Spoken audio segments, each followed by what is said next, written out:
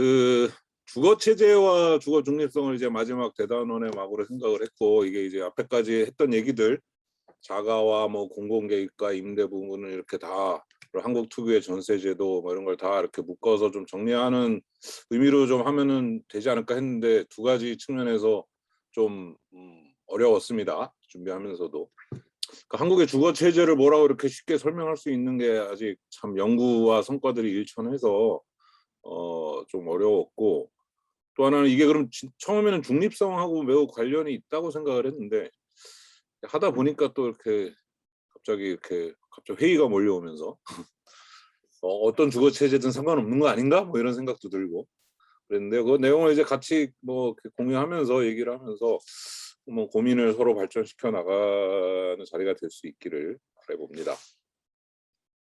예, 저 소개는 뭐 저번에 뭐 드렸었고, 오늘 순서는 이렇게 6가지인데요. 예. 일단 뭐 서론에서는 이제 지난 2강에서 했던 얘기들 잠깐만 돌아보면, 뭐 이 주거 체제라는 게 자유주의, 조합주의, 삼인주의 레짐이 대표적으로 있더라, 뭐 이런 얘기 지난번에 하면서 이제 5강에서 자세히 하겠다고 했었죠. 요거 이제 오늘 보고, 다음에 이제 이거를 이런 식의 표현하기도 하더라. 보편 모델, 대중 모델, 잔여 모델.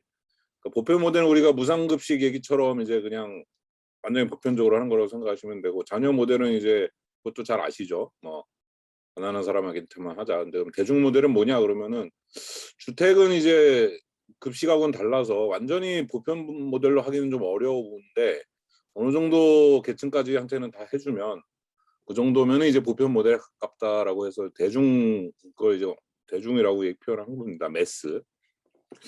그 주택이 급식이랑 다른 점은 이제 뭐 여러 가지가 있겠지만, 재화의 비동질성이죠. 큰 게. 그러니까 밥은 옆 사람한테 주는 거랑 나한테 주는 거랑 내 다음 사람한테 주는 게 거의 뭐 똑같은 품질의 밥을 줄 수가 있는데, 뭐 조금 더 퍼주고 덜 퍼주고 할지는 몰라도, 주식도 마찬가지죠. 그러니까 똑같은 삼성전자 주식이면은 내가 뭐 어제 산 거랑 오늘 산 게 가격은 다를 수 있는데, 오늘 살 때 얘를 샀냐 쟤를 샀냐 해도 어차피 둘 다 액면가는 같잖아요. 그러니까 돈도 마찬가지죠. 물론 이제 세뱃돈을 줄 때는 신권이 인기가 있지만, 똑같은 5만 원짜리면은 이 5만 원과 저 5만 원은 차이가 없죠. 동질적이죠. 나눠 죽어도 불만이 없단 말이에요. 근데 주택은 그렇지가 않다는 거죠. 왜냐하면 뭐 입지가 다르고 층수에 따라 채광이나 뭐 이런 일조가 다르고 다, 그래서 완벽하게 같은 게 없다는 게 공간의 특징이죠. 그렇다 보니 이제 비싸서, 단순히 비싸서만이 아니라 이 입지 선호라는 게 발생하고 등등 해서 막 급식처럼 편하게 나눠주기 좀 어려운 거죠. 그래서 이제 그나마 복지국가들이 좀 성취한 게 대중 모델 정도다라는 얘기가 나오는 거고요. 뭐 수직적 형평성, 수평성, 형평성은 네덜란드 편하면서 열심히 얘기했던 얘기들이고요. 잠깐 이제 브레인스토밍 하는 거라고 생각하시고, 요거는 그때 별로 얘기 안 하고 넘어갔는데 오늘 조금 자세히 얘기 드리려고 했는데, 주거 보조비를 어떤 식으로 좀 주면 좋겠느냐, 그리고 유형통합과 왜 연계되는지도 오늘 이제 자세히 말씀을 드리겠습니다.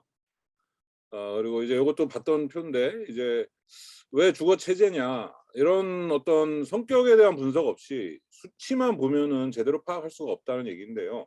저번에도 얼핏 얘기가 나왔지만, 독일은 자가 점유율이 매우 낮고 사적 임대가 매우 높은데, 요새 뭐 베를린에서 뭐 몰수를 하네 마네 이런 말들이 있지만, 기본적으로 우리나라보다 훨씬 이게 좀 주거 복지가 잘 돼 있다고 볼 수 있는데, 이 수치만 보면 우리나라보다 못해 보이잖아요. 그러니까 이게 이런 통계 수치만 봐서 될 게 아니라, 자가 점유율 우리나라보다 낮으면은 더 뭐 주거가 불안정한 거냐, 혹은 뭐 사회 임대가 많다고 그러면 또 주거가 안정됐느냐, 그런 게 아니라 이게 어떻게 서로 엮여 있고 그 관련된 제도들이 어떻게 엮여 있는지를 봐야 그 주거 안정이나 주거 복지의 그 성격을 파악할 수 있겠다라는 측면에서 주거 체제론 얘기가 나오게 되겠습니다. 그 외에도 뭐 다른 여러 가지 이유는 있지만, 그래서 아직까지 서론인데 이것도 저번에 봤던 건데요. 그렇게 해서 이제 유럽의 경우를 이렇게 주거 체제를 뭐 여러 가지로 비교해서 본 게 있고, 그게 어떻게 다른가 하는 얘기를 지난번에 했었고, 이제부터 오늘 이제 드릴 말씀이 되겠습니다. 이 사진은 제가 비슷한 사진 하나 찍었었는데 아무리 찾아도 못 찾아가지고 인터넷에서 뒤졌는데, 이 로테르담 중앙역 앞에 장면인데요. 보시면은 자전거 타는 사람들 헬멧을 안 썼고, 자전거 도로가 아주 잘 나 있죠. 이렇게. 자전거 도로가 끊이지 않고 나 있다는 게 중요합니다. 자전거 도로를 가다가 갑자기 자전거 도로가 없어져서 얘를 들고 뭐 가야 된다거나 위험하게 차도를 건너지 않는 거고, 그다음에 트램하고 차가 이렇게 그냥 큰 차이 없이 공존하고 있습니다. 뭐 시내 속도가 낮아서 그런 것도 있겠지만 아무튼 인도 차도 보도 뭐 트램 뭐 이런 게 그냥 이렇게 펼쳐져 있다는 거. 이런 데서 오히려 자전거 헬멧을 안 써도 되게 돼 있어요. 그러니까 자전거 헬멧이 의무화된다 뭐 이런 얘기가 있는데 여기는 그냥 워낙 안전하니까 헬멧이 필요 없는 거죠. 그러니까 이, 집 임대인한테 계약 해지권이 있는 거랑 비슷한 거죠. 그냥 원래가 무기 계약이니까 뭐 악성 세입자를 몰아낼 권리를 주는 것처럼. 네. 그래서 주택임대차보호법 토론회 같은 데서도 가끔 어떤 분이 뭐 주택임대차 보호법에서 보호란 단어를 빼야 된다라는 얘기를 하는데, 이제 뭐 모두 똑같은 뜻으로 그런 얘기 하시는지 모르겠지만 그런 얘기 하시는 분들 중에는 진짜 세입자하고 임차인하고 임대인 관계가 대등해지면 보호라는 단어가 필요 없어지지 않겠냐, 그런 얘기가 나올 거고요. 제가 뒤에서 이제 주거복지에서 복지를 떼자라는 말도 그런 차원에서 드리게 될 것 같습니다. 자, 그럼 주거체제 얘기 들어가기 전에 이제 이원 모델과 단일 모델 설명을 조금 드릴 거고요. 그러니까 이 장에서는 조금 지식의 전달이 많을 것 같습니다. 잠깐만 좀 집중해 주시고요. 같이 토론이라기보다는 이제 좀 제가 일방적으로 얘기를 하는 게 많을 것 같은데, 이 캐멘이라는 학자가, 짐 캐멘이라는 학자가 이원 모델 혹은 뭐 듀얼 모델인데 이중임대라고 번역하기도 하고요. 그다음에 단일 모델로 이렇게 구분을 했습니다. 이런 비슷한 구분을 여러 학자들이 했는데 한 3-4명이 있는데, 저는 저번에 우리 남원석 박사님이 쓴 논문에 잘 나오고요. 일단은 대충 다 비슷합니다. 이름만 다르지 분류한 건 비슷한데, 이원 모델은 뭐냐 그러면은 민간임대와 공공임대 혹은 사회임대를 합쳐서 이제 비영리임대, 민간임대와 비영리임대 구분이 확연하고, 비영리 부분에 대해서 좀 자녀복지적으로 가난한 사람만 들어가는 걸로 이렇게 돼서 이제 거기 들어간 사람들한테 낙인 효과가 있고, 자가 소유를 정부도 장려하고 사람들도 당연히 선호하고, 주로 이제 자유주의 국가에서 많더라. 근데 이게 우리는 자유주의 국가니까 이렇게 해야 돼 해가지고 막 이렇게 탑다운으로 이렇게 설계하고 만든 게 아니라 이렇게 된 나라들을 보아하니 자유주의 국가로 분류가 되더라. 이 주거뿐만 아니라 다른 복지에서도 그런 게 많죠. 그리고 이런 데는 이제 주거사다리가 필요하겠습니다. 격차가 있으니까 올라가야죠. 그래서 2017년 나온 우리 문재인 정부의 주거복지 로드맵에도 주거사다리 구축을 하자. 이게 격차가 있는 상황에서 사다리가 끊어져 있으면 주거사다리를 만들어야겠죠. 근데 이쪽 나라를 보면 단일 모델이라고 하는 나라들은 사다리가 필요가 없는 거예요. 비영리 부분과 임대 부분이 통합돼 있어서 같은 조건에서 경쟁한다는데 이게 되게 의미심장한 말입니다.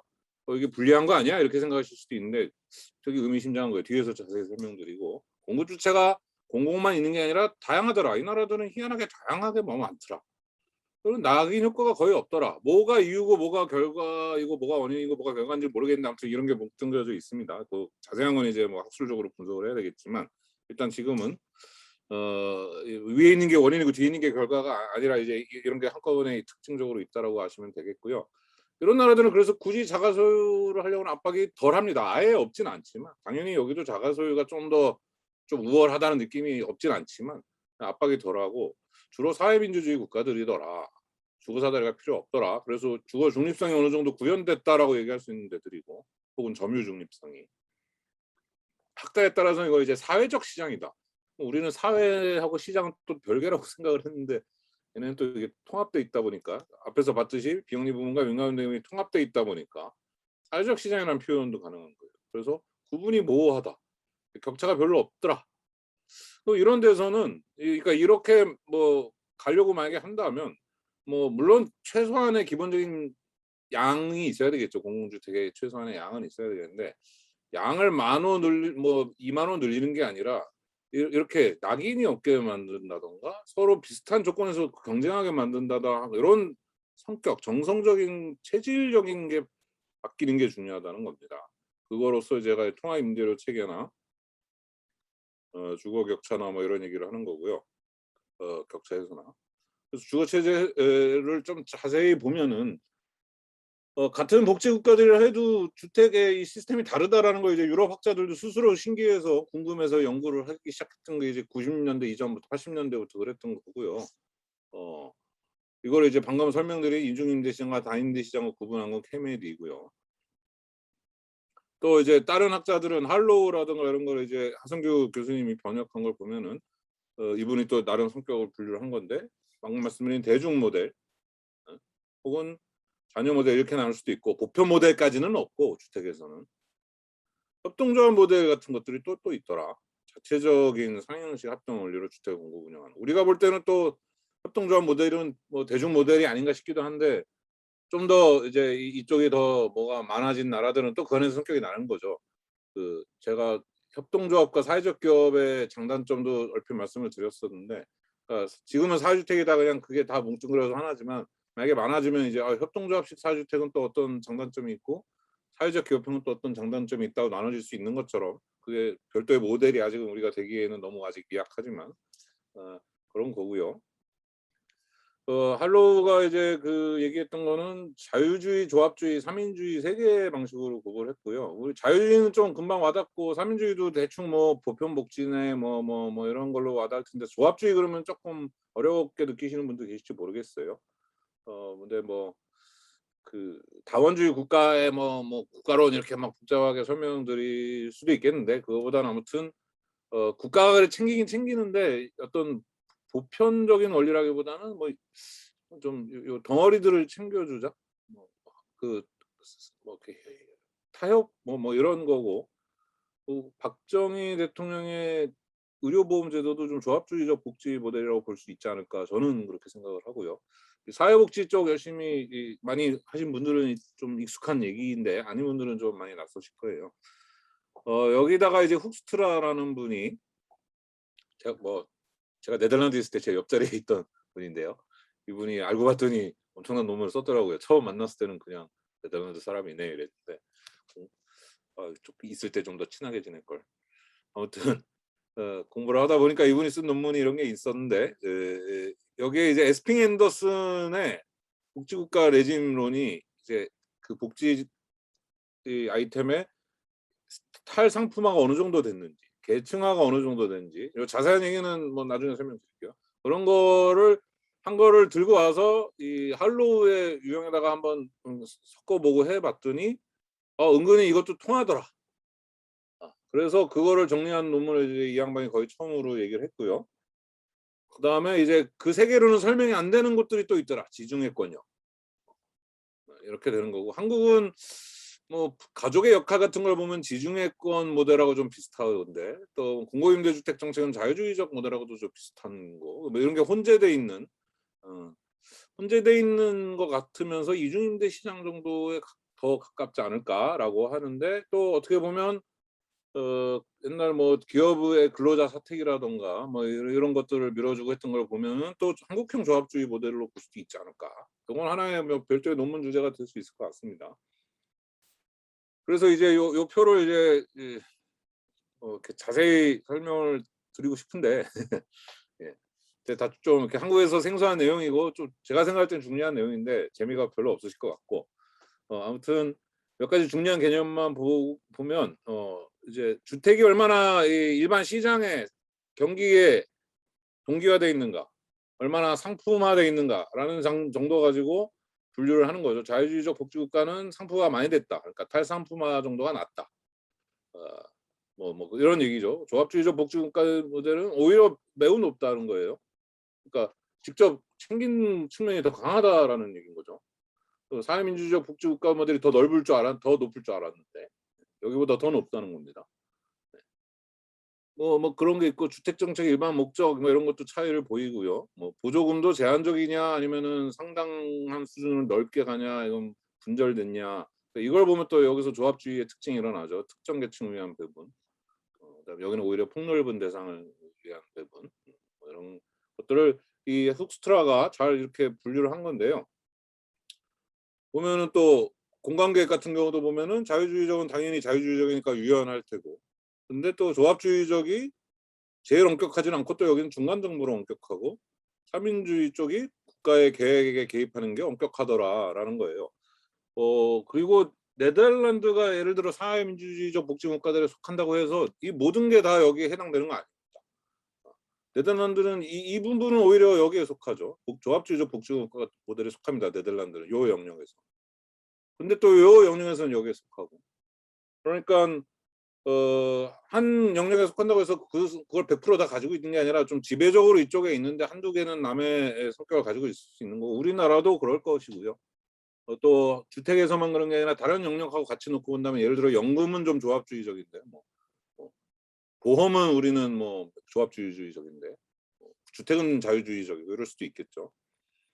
이걸 이제 또 그 남원석 박사님이 일본 모델을 이제 한 논문도 있는데 일본의 모델이 이제 변화해 왔다. 그러니까 한 나라가 또 한 성격이 그냥 쭉 가는 게 아니라 좀 세월에 따라 변화하더라. 그래서 생산주의에서 자유주의로 일본은 변해가고 있더라. 이런 모습을 볼 수 있겠고요. 한국은 7, 80년대에는 국가가 어떻게든 또 이 책임을 져줘야 이 남동 임해공업 지역에서 중화학공업 위주의 경제 발전을 하려고 하는데 그 동네 사택이 없으면은 공장에 노동자를 구할 수가 없잖아요.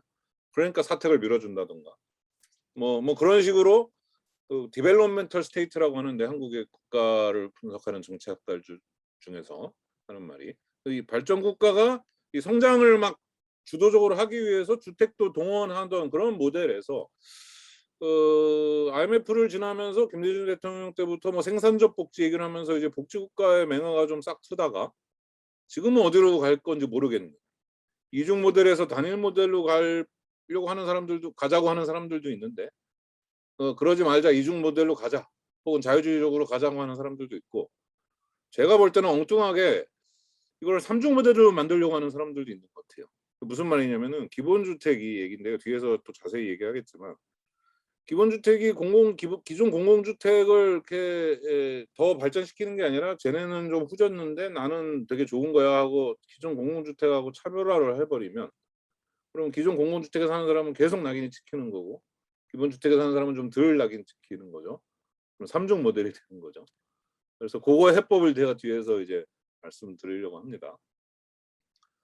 자, 체제론적 접근에 대한 좀 딱딱한 일방적인 얘기들을 제가 좀 했고요. 이제 좀 같이 생각해 보면서 가는 문제인데 중립성하고 선택권이 때려야 뗄 수 없는 관계일 것 같습니다. 선택권이 보장된다는 얘기는 무차별적으로 접근할 수 있어야 된다는 얘기고 그게 곧 동전의 양면으로 중립성이 좀 많이 구현됐다는 얘기일 것 같아요.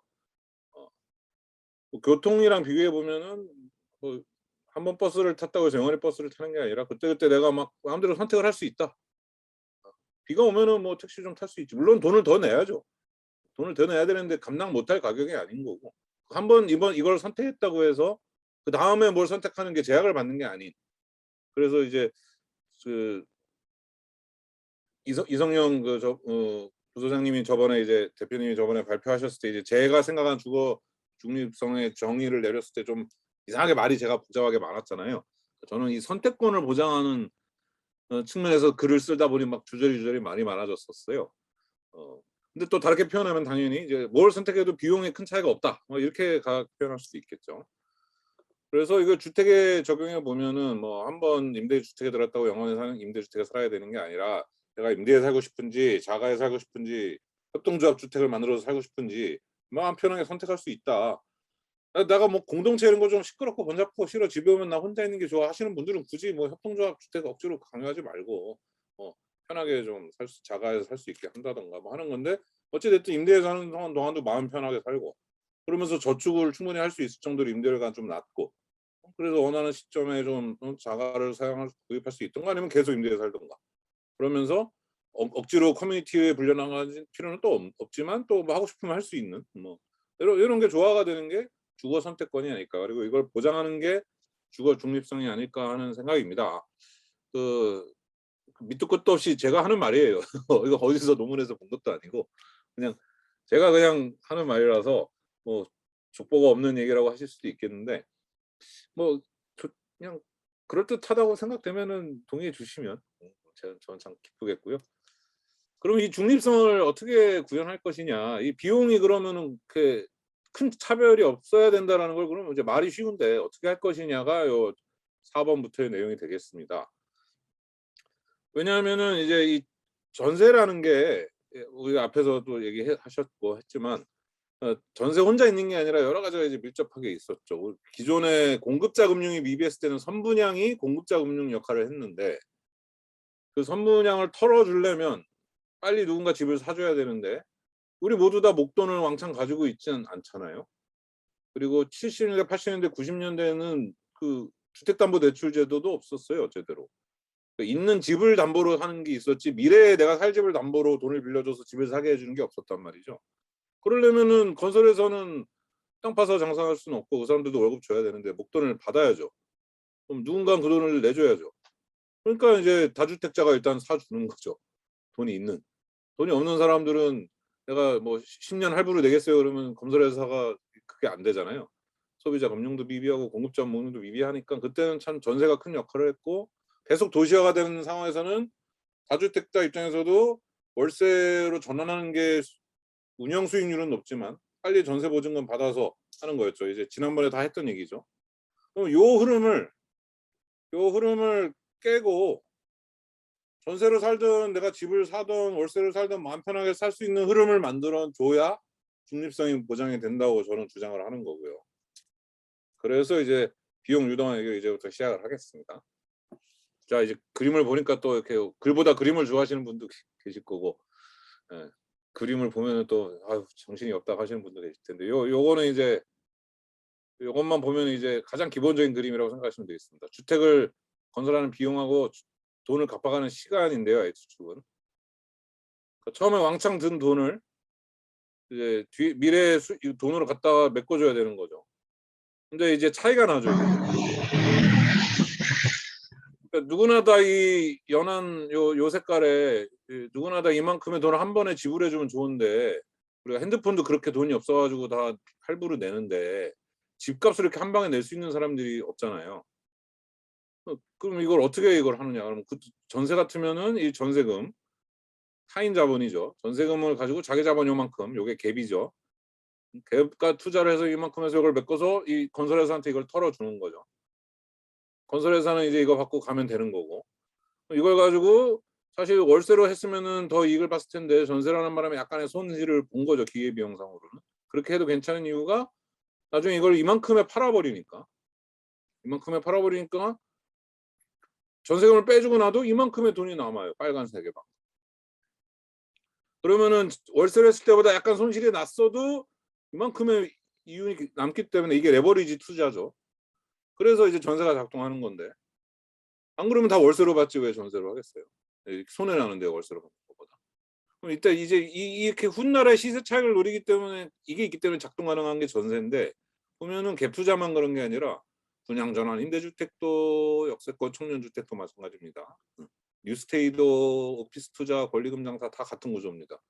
옛날에 고등학교 친구가 이제 카페를 했는데 막 서비스 안주 퍼주고 뭐 막 팝콘 맨날 주고 음료수 막 리필해주고 하면서 장사를 하길래 야 그 돈 안 남는 거 아니야? 그랬더니 그래도 근근히는 벌고 걱정하지 마 이러더니 얘가 1년 있다가 권리금을 1억을 올려받고 팔더라고요.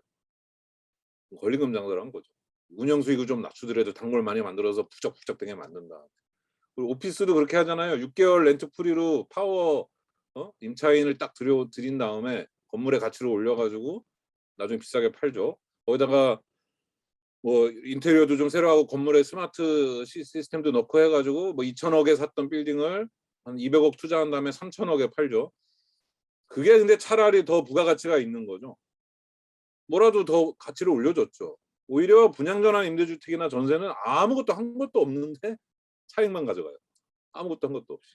분양전환 임대주택도 그 10년 분양전환 한동안 10년 동안 임대를 싸게 받을 수 있다는 이유가 나중에 팔아서 하겠다는 거고 이거 가지고 이제 원래 약속하고 다른 애 만에 하고 입주민하고 LH하고 싸우는 거잖아요.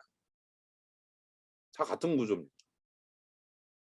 매각 차익으로 운영 단계의 비용을 해결하겠다라는 거는 매우 어쩔 때 한때는 불가피했지만 지속 가능하지 않은 재무 구조라는 거죠. 사주택 하시는 분들이 자꾸 얘기하시는 분들이 계셔가지고 제가 그러면 안 된다고 하는데 저는 일부는 매각할 수 있다고 생각해요. 그거는 돈 때문이 아니라 소셜 믹스 때문에 이 단지 안에 분양주택도 임대주택도 섞여 사는 게 좋기 때문에 그걸 섞어 팔 수 있다고 생각하지만 돈 때문에 그렇게 하는 건 지속 가능하지 않다고 생각하고요. 자, 그래서 사회주택이나 뭐 토지임대부 사회주택 경우죠. 뭐 영속형 임대주택, 영구임대주택 같은 것들은 이 매각 차익을 추구하지 않습니다. 나중에 생기면 땡큐고 기본적으로는 재무구조를 짤 때 이거를 넣지 않도록 해야 되는 거죠. 그러면은 이거를 이렇게 처음에 들어간 비용을 수익의 부분의 면적이 더 커야 되는데, 왜냐하면 현재 가치 할인율이 들어가니까 뒷부분의 면적이 더 커야 되는데, 매각 차익을 추구하지 않으면은 이걸 길게 뽑아서 할 수밖에 없잖아요. 장기 현금으로 비용을 충당할 수밖에 없죠. 그리고 이제 여러 가지 공공의 지원을 해주면 좋겠죠. 토지임대를 좀 깎아준다던가. 이게 숙제인데, 문제는 이 간극을 어떻게 메우냐는 겁니다. 이 사업자는 처음에 이 비용을 다 줘야 건설회사가 집에 갈 텐데, 돈은 이렇게 나중에 조금씩 들어온단 말이죠. 그러면은 이제 LH 같으면 걱정이 뭐 안 하겠지만 맨날 그래도 부채 비율이 높네 어쩌네 이런 얘기가 나오는데, 그래서 저는 허그나 HF나 혹은 사회적 금융의 역할이 이걸 유동화라고 저는 이제 임의로 표현을 했는데요. 원래 금융에서 말하는 유동화하고 약간 의미가 다르긴 한데 또 비슷하기도 합니다. 그러니까 초기에 들어간 비용을 유동화해서 조금씩 뿌려줄 수 있어야 되는 거죠. 역유동화라고 보셔도 되고요. 이거를 매개해주는 조직이 필요하다. 앞으로 허그나 HF 할 일은 이런 거다. 그냥 분양 사업에 돈 빌려주고 2, 3년 안에 돈 다시 받아가고 청약저축으로 만든 주택도시기금이라고 적자나면 안 되는 거 알겠는데, 그거 그 돈 좀 천천히 상환 받아도 되는 돈이잖아요. 급한 게 아니잖아요. 빨리 받는 게 급한 게 아니잖아요. 그거가 이제 길게 장기 대출해줘야 되는 거고, 뭐 네덜란드나 유럽의 사회주택 같은 거 보면 다 35년, 40년짜리 임대 상품들이 있어요. 그러니까 임대가 아니라 대출 상품. 그러니까 이 미래 세입자들이 내는 돈 가지고 이거를 이렇게 차곡차곡 올려서 보는 게 가능하죠. 지금은 이제 사회투자기금이 5년 빌려주면 나중에 또 그 대환 대출 받아가지고 또 몇 년 늘리고 몇 년 늘리고, 일단 저 주택도시기금이 20년짜리가 나왔는데 일단 그거 가지고 시작을 하는 거죠. 20년 만에 갚으려면은 매년 받아야 되는 임대료가 더 많아야 되겠죠. 매월 받아야 돼. 만약에 40년 동안 갚아도 되면 그만큼 조금씩 받아도 되잖아요. 그래서 이게 길어지면 길어질수록 좋다라는 거는 임대료를 낮출 수 있고, 단순 계산으로 완전 허위 선동이긴 하지만, 만약에 이게 120년이다. 근데 한 세대가 30년씩 산다. 그럼 네 세대가 이거를 나누어 낸다 그러면은 반의 반값 주택도 가능한 거죠. 이제 말도 안 되는 계산입니다만. 그리고 이렇게 오래 쓰면은 지구 환경에도 좋죠. 리모델링만 좀 해가면서 변하는 라이프 스타일에 맞춰서 오래 쓰면. 그래서 주택 장수명은 무조건 좋다. 분배 정의도 좋고 환경 정의도 좋다, 이런 얘기고요. 이럴 때는 조기 상환보다는 빨리 갚아주는 것보다는 일반 은행들이 그렇죠. 리스크 같은 거 오래 길어지면 이 리스크 있는 게 불안하니까 지속 배당을 선호하는 투자자, 연기금 같은 경우죠. 연기금 빨리 돈을 돌려받는 것보다 그냥 계속해서 이자를 많이 주는 게 더 좋잖아요. 이런 데랑 현금 흐름이 매칭이 되는 거죠. 근데 연기금은 예를 들어 한 4%는 받아야 되겠다 그러는데, 이 주택 사업에서 3%밖에 안 돌아온다 그러면 국가가 1%를 메꿔주는 게 더 좋은 거죠. 1%로 그냥 왕창 집을 지으라고 주는 게 아니라 그 돈으로 내가 이자를 내줄 테니 연기금을 네가 꺼라 그러면은 1%면 100배의 돈을 빌려올 수 있게 되잖아요. 승수효과죠. 그런 거고. 그리고 요거를 이제 어떻게 유동화를 하냐에 따라 이제 이게 나누어지는 거고, 이거에 따라 소위 진보와 소위 보수의 입장이 좀 달라질 수 있겠는데요. 그동안 이 유동화를 다주택자가 해준 게 민간임대주택이고요. 이거 유동화를 공공이 해주는 게 공공임대주택이고, 이 유동화를 사회적 기업이나 뭐 협동조합이 돈을 빌려와서 해주는 게 사회주택이라면, 또 사회주택에 대한 저만의 또 새로운 정의들, 이게 다변화가 될 수 있고 다 나름의 장단점들이 있다. 뭐 하나가 무조건 더 우월한 건 아니다라는 생각이 듭니다. 진보는 이거를 다시 되팔려 나가는 그런 상품화나 시장화를 아까 사회민주주의 국가 모델을 들여서 봤듯이 그런 걸 막는 걸 강조하면서 하다 보니까 정부 재정도 좀 많이 들어가고, 무엇보다 이제 은퇴한 다음에도 자기 집이 없는 사람들한테는 연금을 그만큼 자기 집 임대료까지 챙겨서 줘야 되니까 연금 재정이 좀 부담이 되는 거예요. 그리고 정부가 다 하느냐 혹은 이거를 또 사회적 기업이나 협동조합하고 나눠서 하느냐에 따라 조금 큰 정부와 작은 정부 역할이 이 안에서도 나뉠 수 있겠고요. 보수는 이제 자가소유의 여러 가지 장점, 뭐 책임성이라던가 뭐 이런 걸 강조하면서 좋습니다.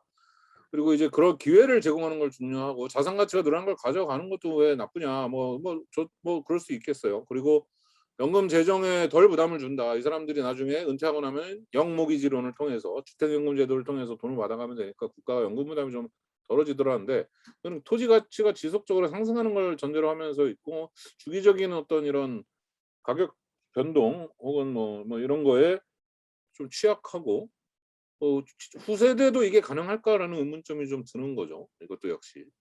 그리고 그래서 대출을 많이 받았다가 깡통주택이 돼가지고 길거리에 나오는 경우들이 있으니, 여기서 약간 대안은 지분 적립형 주택 같은 건데, 넓은 의미의 사회주택을 저는 요 연두색으로 사회임대나 지분 적립형이나 뭐 이런 걸로, 지분 적립도 그 지분을 적립한 기간 동안에는 좀 아무래도 막 시세 차익을 얻으면서 파는 거에 제약이 생기고 하니까 좀 넓은 의미의 사회주택이라고 볼 수도 있을 것 같고요. 하이브리드라고 본다면은 뭐냐면은 이게 소유인지 임대인지가 구분이 좀 애매해지고, 그런 방식은 다양한 게 있을 것 같습니다.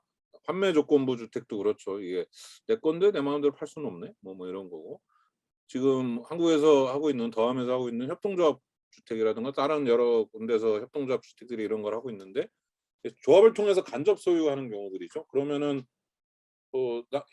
내가 조합원으로서 이 주인인데, 조합의 주인인데, 조합이 소유한 물건의 주인이기도 한데, 내가 조합이 소유한 물건에 세입자로 들어가서 사는 거니 나는 임차인인가 주인인가가 이제 복잡해진다기보다 이게 그럼 이분법으로는 설명이 안 되는 상황이 되는 거죠.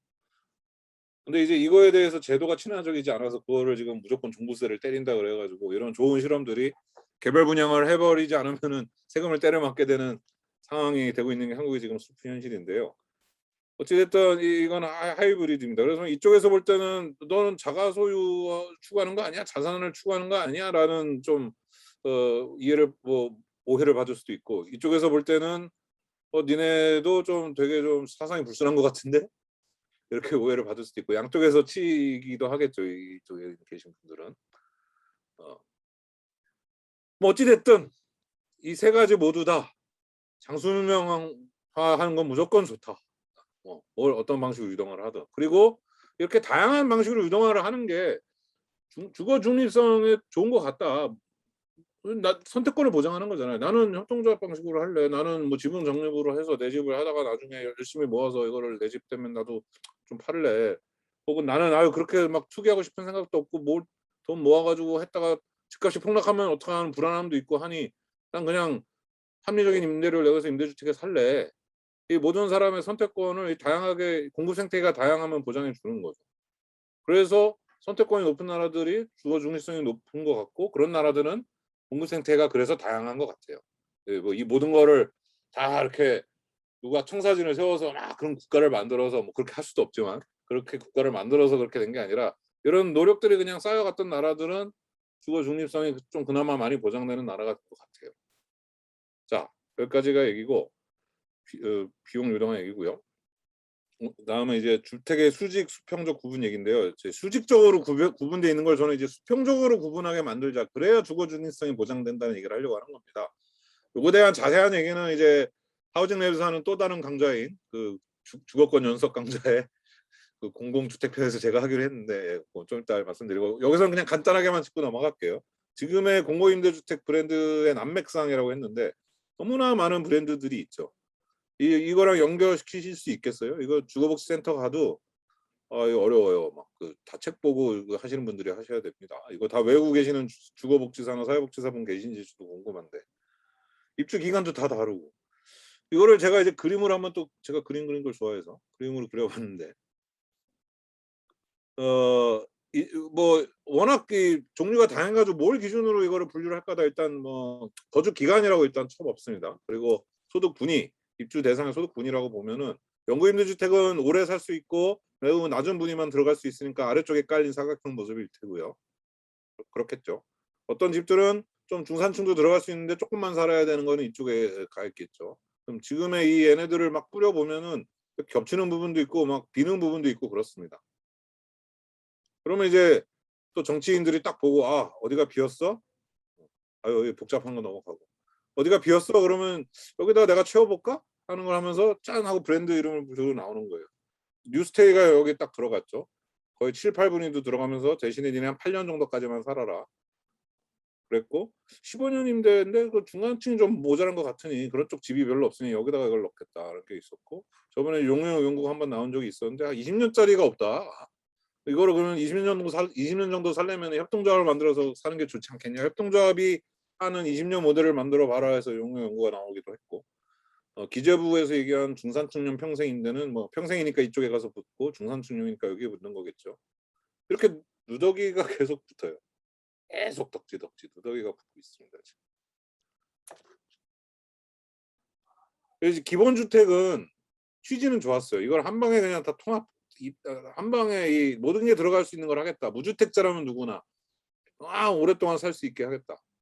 이런 좋은 취지를 가지고 얘기를 했으나 지금도 현재 진행형으로 계속 기본주택이 업그레이드는 되고 있고 많은 분들이 들어가서 정책을 이제 더 정교하게 만들고는 있으나 이거는 이제 한 3, 4개월 전 기준입니다. 어찌됐든. 근데 문제는 현실에서는 뭐 1년에 지을 수 있는 양이 한정돼 있으니 잘못하면 중산층용 주택이 돼버리고 연망타만 잘해봤자 아주 얇게 들어가서 이렇게 중산층도 들어가는 주택이 되는 거죠. 그러면 여기 못 들어간 여기 있는 사람들 억울한 거잖아요.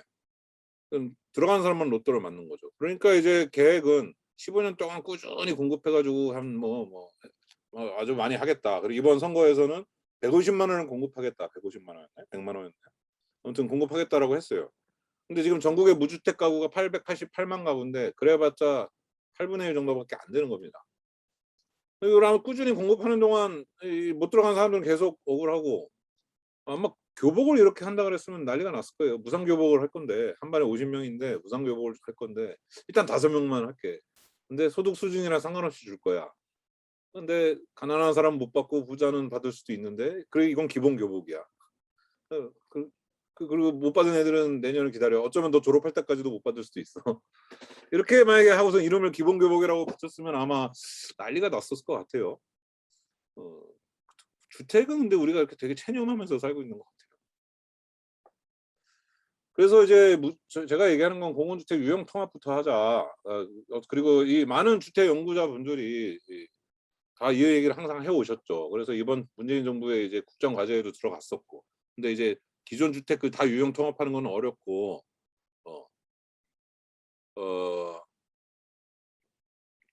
그 시범단지에서만 이렇게 통합된 유형을 한번 제공해보자 이런 걸로 나오는데 물론 어렵긴 합니다. 기존의 거를 다 통합하려면 이렇게 다 해초 모여 시킨 다음에 통합해서 일단 현재 물량만 가지고 이렇게 다시 뿌려가지고 나눠주면 못 들어가는데 나와야 되는 사람이 생길 수도 있고 나오진 않더라도 이전보다 임대료가 올라가는 사람이 생길 수도 있고 이전보다 임대료가 줄어드는 사람이 생길 수도 있고 생각만 해도 막 골치가 찌끈찌끈 아파요. 근데 이거를 언젠가 해결하고 가지 않으면 저는 30년 뒤, 40년 뒤, 50년 뒤 대한민국의 공공주택이 이렇게 계속 이렇게 덕지 붙어서 가야 되나 하는 그런 고민이 그런 뭐 생각이 있는 겁니다. 그런 뭐 울분까지는 아니고 고민이. 그래서 이거를 이렇게 해쳐 모여시키고 이 더 올라가는 사람들한테는 이거는 그냥 소득 기준에 맞춰서 같은 소득 기준이면은 같은 임대료를 내게 하면서 그 차이를 임대료 주거 보조비로 메꿔주는 거죠. 주거 보조비로. 통합 임대료 기준은 어떻게 만드냐? 이거 약간 좀 딱딱한 얘기인데 이거는 이제 좀 뒤로 미루고 나중에 시간이 나면 설명을 드릴게요. 어찌됐든 주택의 품질에 맞춰서 임대료 체계를 책정하고 그걸 못 내는 사람들한테는 주거 보조비를 주고 그걸 공급을 못하는 공급자한테는 공급자 보조금을 주자. 뭐 이런 얘기입니다. 이게 자 그래서 일단 통합을 합시다. 공공임대주택을 통합하고 나면은 그래도 전체 인구한테는 같은 1분이어도 전체 인구한테는 못 갈 수도 있겠죠. 그러면은 일단 통합하고 난 다음에는 그다음에 이걸 위로 높아지는 걸 먼저 갈 거냐 옆으로 넓어지는 게 먼저 갈 거냐. 높아진다는 얘기는 입주 자격을 확대하는 거죠. 중산층도 살게 하는 거. 이거는 건 형평성이 위배되지 않나? 근데 그리고 이제 특정 단지만 그렇게 해주면 이것도 여전히 소셜 믹스 위반되는 거고요.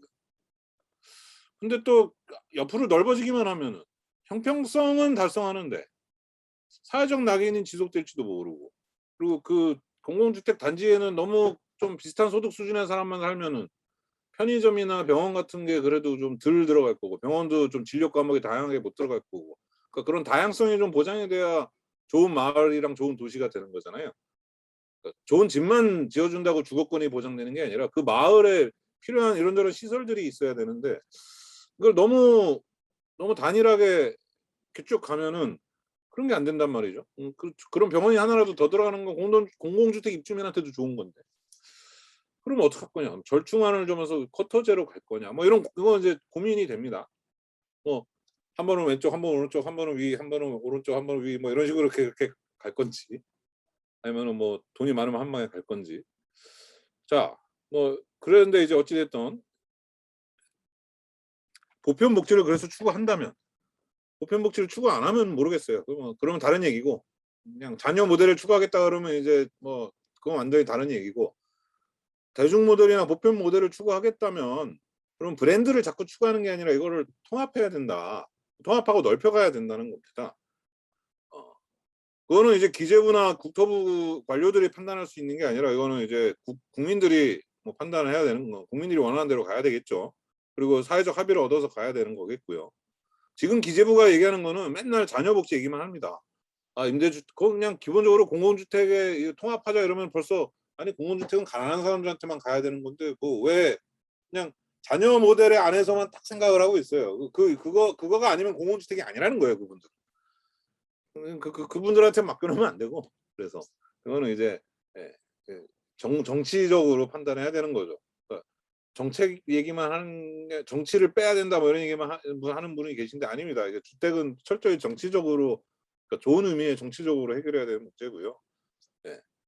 그리고 이거 모든 거를 다 공공이 뭐 수용하거나 인수하거나 공공이 다 책임질 수 없다면 그러면 이제 영리 부분에 공공이 개입해야 되는 거고 제가 이제 2강 때 말씀드렸던 임대료 규제를 민간 부분에도 적용하자는 겁니다. 그래서 1번은 유형 통합부터 하고 2번은 그걸 확대해 가는데 거기서 사회주택의 역할이 크다. 그냥 민간주택에 하려고 하는 것보다 사회주택이 있으면 좀 더 민간주택에 이걸 퍼뜨리기가 쉬울 것이다. 민간주택 역시 공정임대료 체계를 따른다면 인센티브를 주자. 그래서 1, 2, 3, 4가 이게 비슷해지면 이게 뭐라 그럴까요?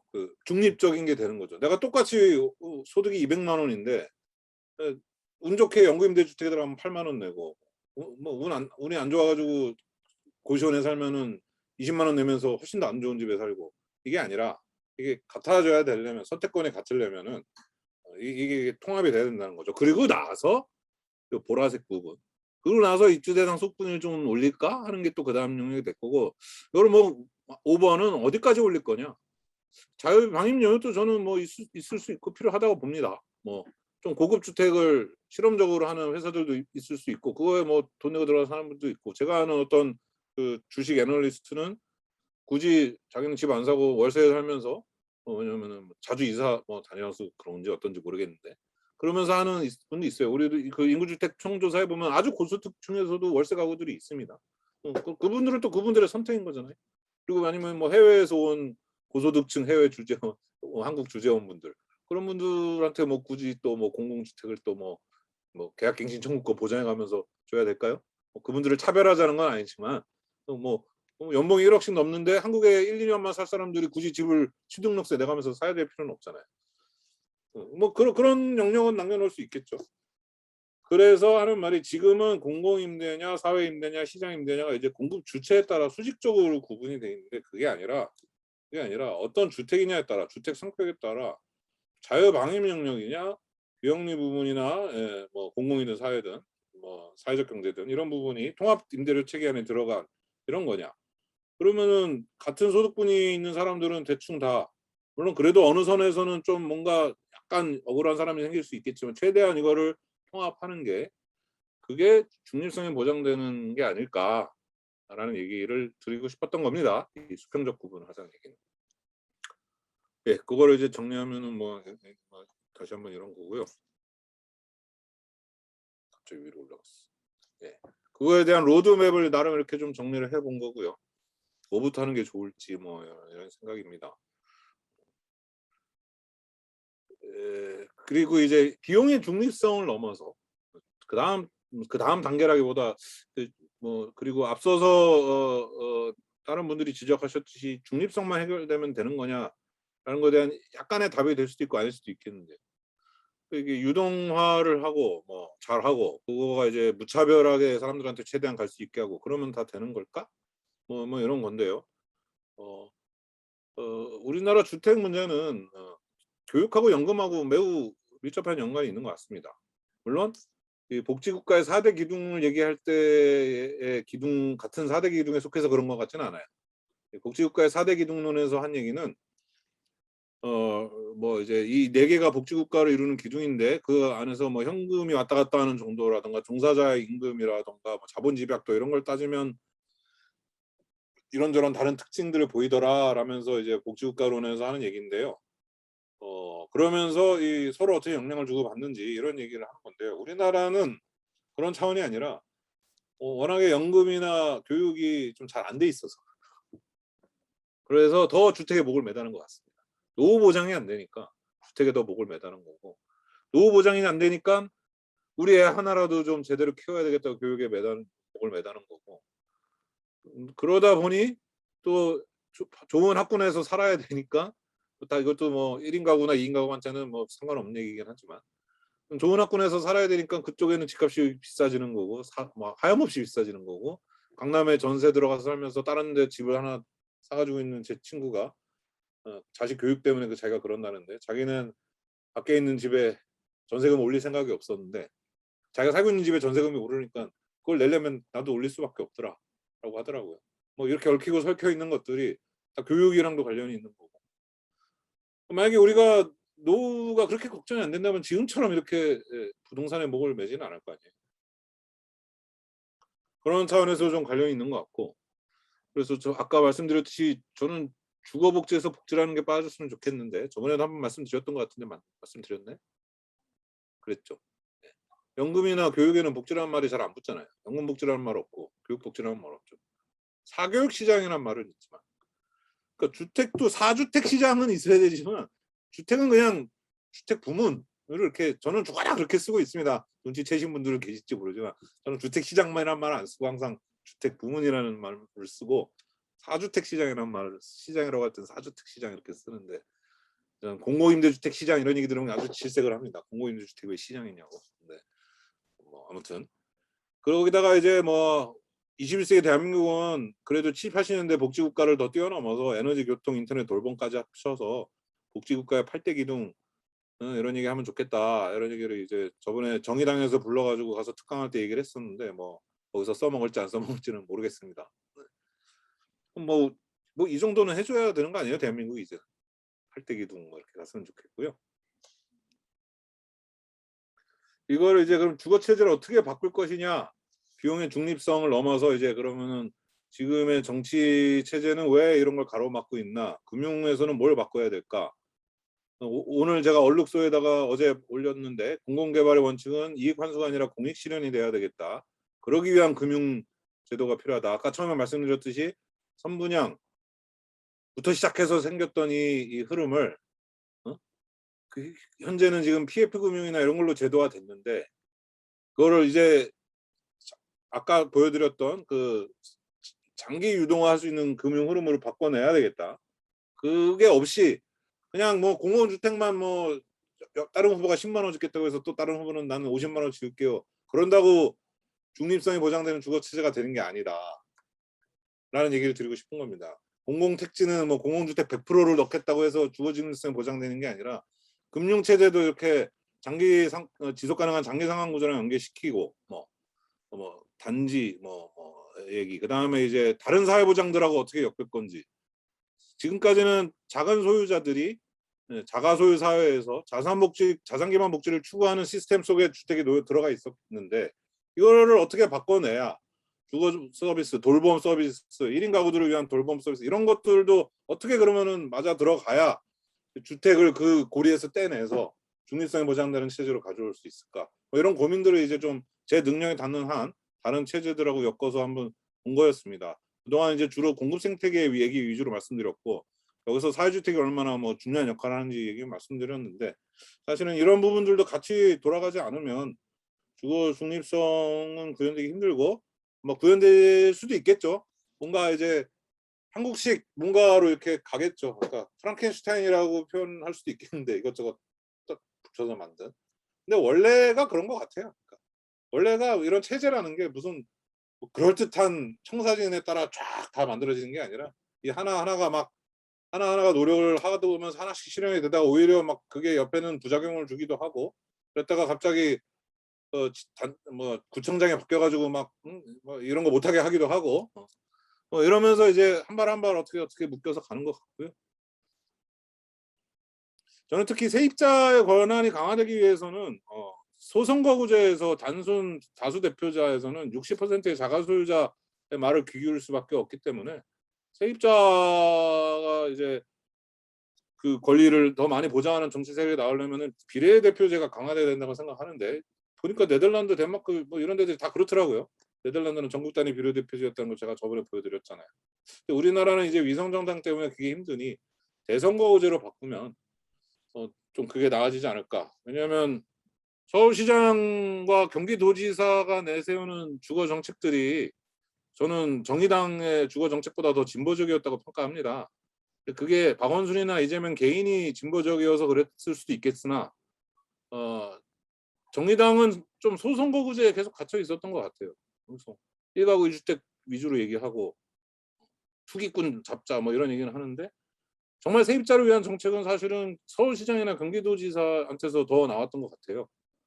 근데 그분들이 더 진보적이어서 그럴 수도 있겠지만 그게 아니라 광역, 그러니까 대선거구제에 있으니까 세입자들이 이사를 다녀도 그 안에서 좀 주로 다니잖아요. 서울과 경기도를 넘나드는 경우도 물론 있지만. 근데 이제 관악구나 뭐 마포구에서 사는 세입자는 다른 데로 이사 가면 관악구나 마포구에서는 별로 투표율도 떨어지고 잘 안 하지만 서울시장 선거에서 오히려 그분들이 좀 더 투표를 하고 대선에서는 더 많이 투표율이 올라갈 텐데 이런 대선구에서 좀 비례성이 강화되는 제 뭐 정치는 잘 모르지만 대선거구에서의 중대선거구에서 좀 뭐 서울에서 예를 들어 국회의원이 서울에 한 50명을 뽑는다 그러면 한 5개 선거구에서 10명씩 뽑는 방식으로 가면 세입자의 주거 중립성을 얘기하는 사람들도 상당히 많이 원내에 진출할 수 있게 되지 않을까 이런 생각을 해봤습니다. 예, 그래서 이제 뭐 기존은 이제 뭐 자꾸 뺏자, 혼내겠다, 다 나눠 가지자보다는 뭐 좀 도와주겠다, 뭐 실현하겠다, 뭐 안정시키겠다 이런 좀 기조로 갔으면 좋겠고요. 뭐 자꾸 물량만 발표하는 게 아니라 물론 기본적인 물량은 필요하겠으나 질적인 전환 중심으로 좀 정책들이 나왔으면 좋겠고 그러기 위해서 이 탈차익, 시세 차익을 노리지 않는 주택의 공급들이 많아져야 되겠다는 생각입니다. 나머지 이제 얘기는 시간 관계상 좀 뭐 생략을 하고 나중에 뭐 자세하게 시간이 되면 말씀드리도록 하고요. 광고를 하자면 그래서 공공주택 유형 통합과 관련한다는 얘기는 저는 이제 11월 17일 날 또 하우징 랩의 도움을 받아서 이렇게 하게 되겠고요. 오늘 다 못 드린 기후변화나 국토 균형 발전에 대한 얘기는 유네스코 기후변화 수요 토크에서 제가 한번 또 얘기를 했었습니다. 이걸 보시면은 될 것 같습니다. 일단 뭐 여기까지 지난번에 너무 제가 길게 얘기를 했었고 오늘은 또 마지막이니까 또 서로 나눌 얘기들이 많을 것 같아서 여기까지로 해서 끊고